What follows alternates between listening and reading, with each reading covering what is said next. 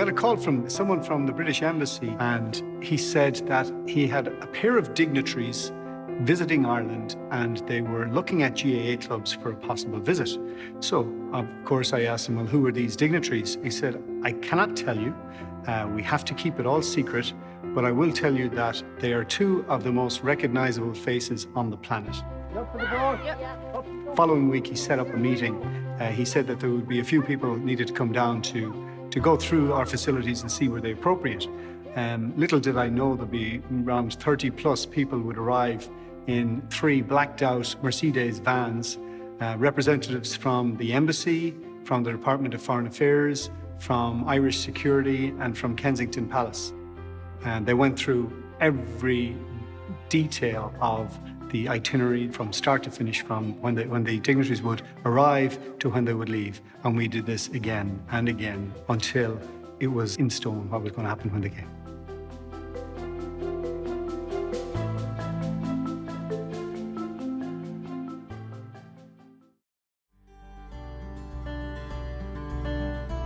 Prince William and his wife are coming to Galway, and they're going through the orders.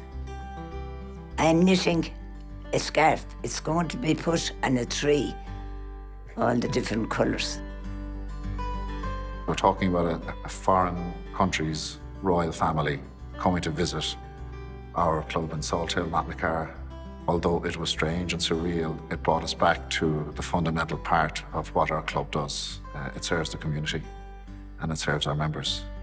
There were mixed emotions because of history, but they didn't last very long, because when we thought about the significance of members of the royal family coming to a GAA club, we all quickly realised how important that was. Salthill Matlacar is an amazing club because the supporters are always there, the parents and the coaches. They teach you to become better people as well as train you. It's just pride. It's the pride of Salthill Matlacar. I like it because we get all active and then we can teach our little brothers and sisters how to play, and then when we grow up we'll be really good footballers. From one generation to the other, it is handed down, and each generation, in fact, will develop its own and improve along the way. But above all, it is the number of people that come together. It is all very much sort of the community that's involved in it. Well, the difficult part was they said this had to be secret, and if it leaked out, security would be compromised and we would possibly lose it. So nobody could know, not even my wife. I did think something was strange. He was taking strange phone calls, and he often went out to the car to take a phone call, and I thought, okay, something going on here. Thankfully, this is all it was.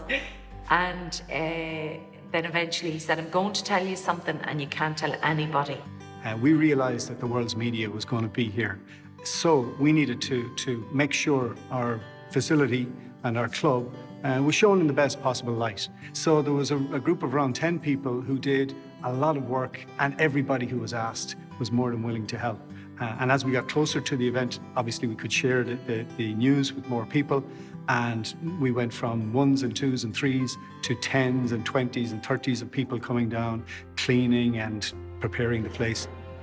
It was a Thursday night, and we were told, or asked really, to come down on the Saturday to start the big clean-up and make the place presentable.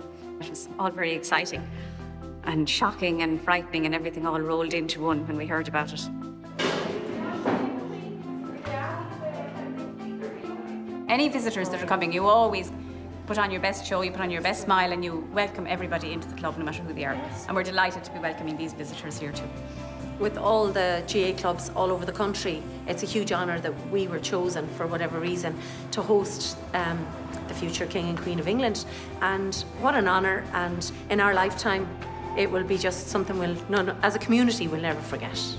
But the weeks coming up to it is where all the hard work was involved, all the grafting, the organisation of getting the place looking spick and span.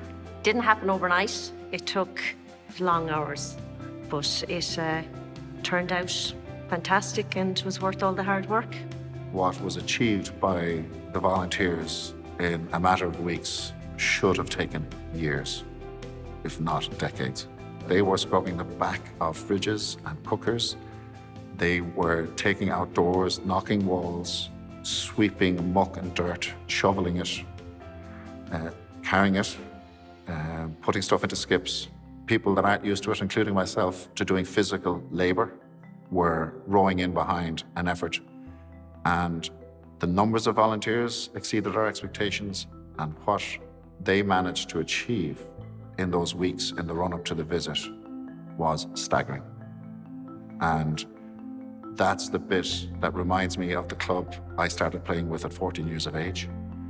It reminds me of the selfless giving and the volunteerism.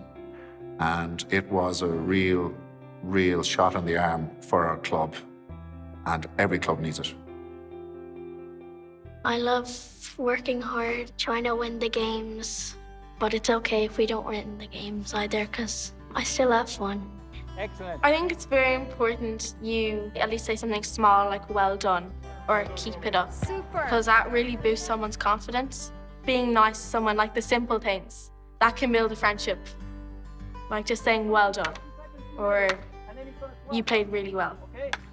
We lost a couple of matches last year that were really important, and so when we went back into the change room, we were all crying, and like the coaches were nearly in tears as well. So kind of like that shows kind of how close they are to us as well, and how like we're not just coming to play the matches. There's a bit more to it. One of the most important things is making friends, and it doesn't matter if you don't win or lose. It just matters if you're having fun. If you win, you can celebrate. That's a good thing. But if you lose, you can't do anything about it. Just practice more so that you don't lose the next time. You have to make sure you do practice at home as well, not just in training, like the coaches say, because there's no point just doing it at training. You have to make sure that you're practicing at home as well and not just stuck inside.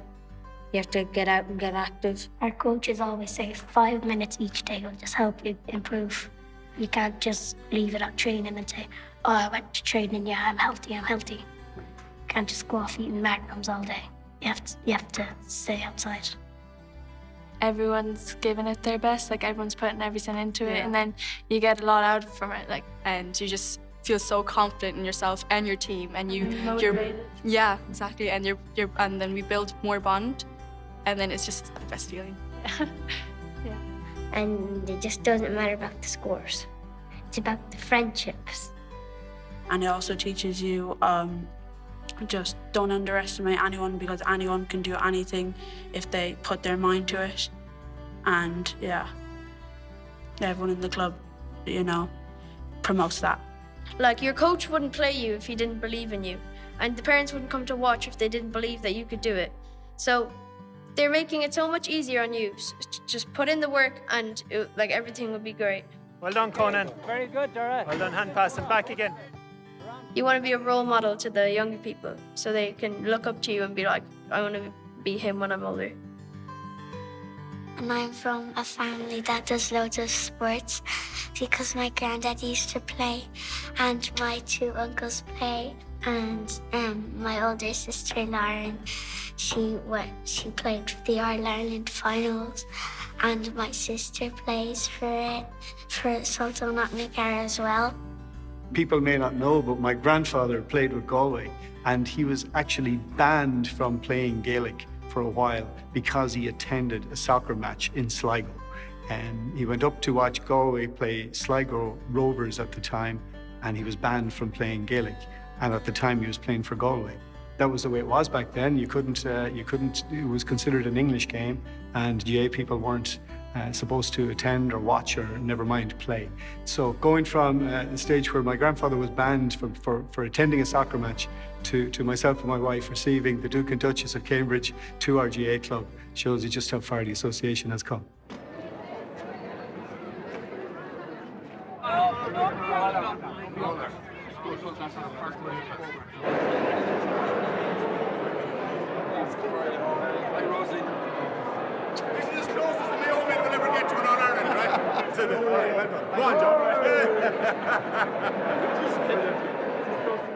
I always knew, having met Jerry, 12 years ago that one of us would be behind bars. And he's the one So that can't we're get trying to work and out. he's the one part that can't get out. We'd eventually talk to each other through bars. We're trying to say who's on the inside and who's on the outside here. And there's something else to see. The president of the GAA, the mayor, the ex-mayor, all them cups. And look at the crowd out here. It's just something else. There's Shimmy Callan, the tip all-star. That's not. It's just brilliant. It's just brilliant for Salt Hill, Knocknacarra today. All the preparation of the last 6 weeks have come into play. All happening next 10 minutes. We've got the weather, we've got the crowd. They're on their way. Here's to a brilliant day. Brilliant so far. SKGA, door codes, one club. We were representing not just our club, but we were representing all of the GAA. And this would probably be the first glimpse a lot of people across the world would get of it. So it was very important that we did it, and we did it right. You could kind of think of it as getting a pass, a hand pass, and we had the ball now, and we wanted to make sure that we didn't drop this ball. It was a huge opportunity to show off our club and our association, and we felt that there was a pressure on us to make sure we did it right. So we made sure that one, our facility looked well, and two, then that all of the codes were represented and the genders were represented. We had boys and girls, we had hurling and football, and the actual schedule of the day needed to reflect all of the good work that's going on in our club and in our association. It was actually a beautiful day. We'd had torrential rain on the run up to it, not just days, but weeks beforehand. It was rain. And then on the day, it was like the heavens just opened up and the sun came out, and it was glorious, and it showed off everything to its best potential, and it just added to the whole atmosphere. It was fantastic. The weather makes a huge difference. Outside, waiting for them to come it was a bit nerve-wracking. The security detail were telling us they'd be here in 20 seconds, and down to the second, it was like the countdown for New Year's Eve. It was 5, 4, 3, 2, 1, and these big black Escalades pulled up. There was a decoy car, then there was another car, and then their big, huge Range Rover pulled up. And then when we were introduced to them, they were very pleasant, very polite. They were very engaged in us ourselves, and rather than just answer our questions, they had questions for us too about our own family and the club and the history of the place. We had two captains. We had Seamus Callan from Tipperary, and we had Sarah Dervin from Camogie, along with Niamh Kilkenny, who accompanied her. And we had Bernie Brogan brought the Sam Maguire, and then the Ladies Football Cup was here, and our own Emma Madden, who's an All-Ireland winner at under 16. At the very end, the final 30 seconds before I had to shake hands, there was somebody there from one of the many people who were minding them. And I said, what exactly do I have to say? And once I was told that it didn't matter, I relaxed and was able to say what had to be said, and I chose hello would do fine. Told them they were very welcome and that I was very pleased to meet them, and that was really true. So it was easy to say, and it was quite natural. It was just a nice day. It was a day for the memories, and it went well. One thing that happened that I only remembered afterwards, they both turned to the private secretary to ask. They were obviously asking if the kids were okay at home. And then he turned around and he apologised to me. He said, sorry about that, we were just checking on the kids. And I thought, how normal. They were just checking to see if their own kids were okay. And I ended up saying to him, he must be dying to get home. And then we had a very normal conversation about how much he was dying to see his kids that evening and put them to bed. I think we had secretly hoped that they would get involved. There was a good chance because Kate, going to school, was very involved in sport and was very sporty. So we kind of reckoned she would have a go. The kids were delighted, and naturally, being young parents themselves, they were well able to interact with the kids, and it came naturally. It didn't have to be put on. They were just themselves. It was the competitive nature of Catherine and William. And when William was warming up and doing the solos, and the fact that Catherine was observing and they were observing each other, that showed me that it was authentic. Because guess what? That's what it's like in every home. There's always competition.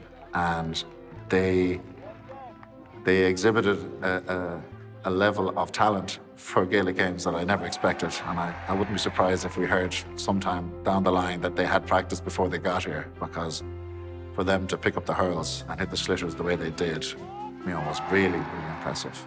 But they did listen to the children. I saw them. They were bending down and wanting to hear what the children's advice was.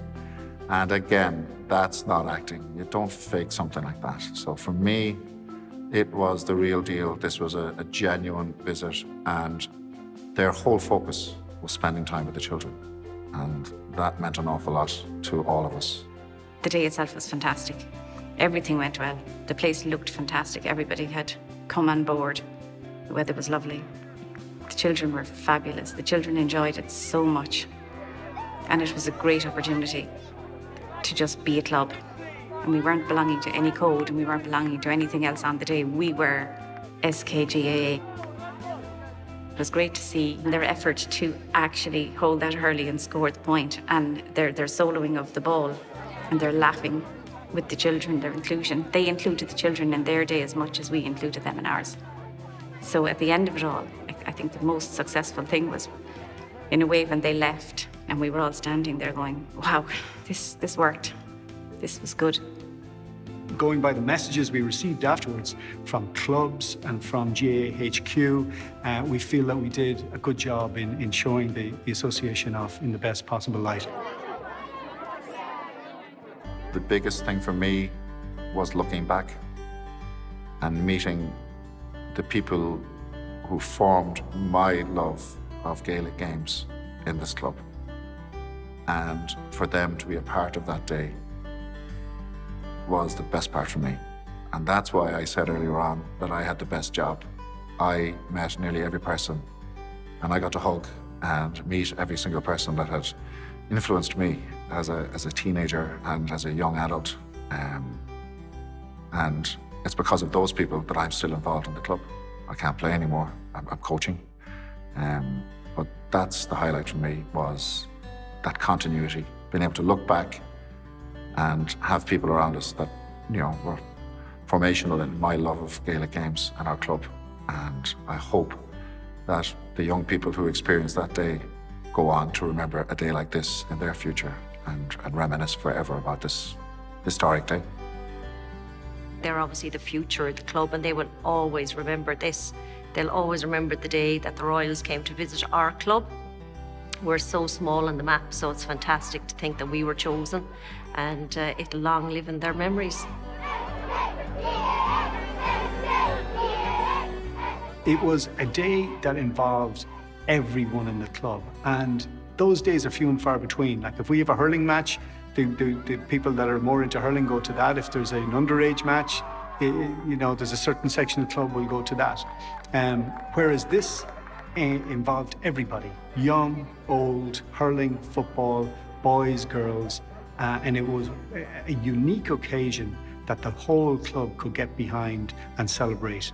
And if that is probably the legacy that's left after this, is that, we are a club, we're a bigger club than we actually realize a lot of the time. We have a huge community here, and there is a huge positivity towards Salthill-Knocknacarra GA Club. That was built upon by the visit, and I suppose it's over to us now to build on the community spirit that was awakened during the visit. I would always have the attitude that everybody should get a chance to reach their own potential. It is very much about taking part, irrespective of whether it's win or lose. It's the importance of participating. It teaches us values to respect the opponent. Like the GAA motto, give respect, get respect. And that's exactly what it is in Salthill-Knocknacarra. If you give respect to the coaches and to your players, you'll get respect back. And that's just the way it is. And that's what I love about it.